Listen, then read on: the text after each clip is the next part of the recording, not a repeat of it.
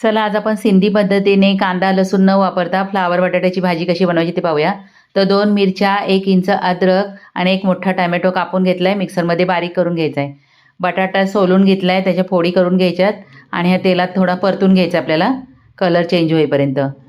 अर्धा किलो मी फ्लावर बारीक बारीक कापून घेतलाय, मिठाच्या पाण्यात धुवून घेतलाय, त्याच्यानंतर चांगल्या पाण्याने धुवून निथळून घेतलाय. आता हा फ्लावर पण आपल्याला एक 10 मिनिटापर्यंत चांगलं परतून घ्यायचा आहे. आता फोडणी देऊन घेऊया. तर फोडणीला जिरं, कढीपत्ता, कसुरी मेथी टाकायचे, हिंग आणि परतून घ्यायचे पहिल्यांदा. बाकी मोहरी वगैरे वापरायची नाही आहे. आता टॅमॅटो वाटलेला आहे तो पण ह्याच्यामध्ये टाकून घ्यायचा आहे. आता याच्यातच मसाले टाकून घ्यायचे. तर हळद पावडर, धना पावडर, जिरा पावडर आणि मिरची पावडर पण वापरायची. त्या हिशोबानेच आपल्याला हिरवी मिरची टाकायची आहे, दोन्ही टाकायचं आहे.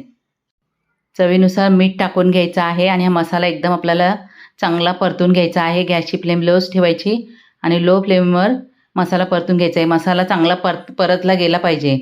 आता मसाला परतून झाल्यावर याच्यामध्ये चवीसाठी 1 चमचा साखर टाकायची, बटाटा टाकून घ्यायचा आहे, फ्लावर टाकून घ्यायचा आहे, 2 मिनटं चांगलं परतून घ्यायचं आहे. त्याच्यानंतर याच्यामध्ये पाणी टाकायचं आहे शिजण्यासाठी आणि आता झाकण ठेवायचं आहे आणि भाजी आपल्याला 15 मिनटं शिजवून घ्यायचं. आधी आपण फ्लावर बटाटा भाजला आहे ना, त्याच्यामुळे भाजी लवकर होते. आता फ्लावर बटाटा शिजलाय की नाही तो बघायचा आहे. वरून टाकायचे आहे कोथिंबीर. तर तुम्ही पण अशी फ्लावर बटाट्याची सिंधी पद्धतीने भाजी बनवून बघा, खूप छान लागते, सगळ्यांना आवडेल.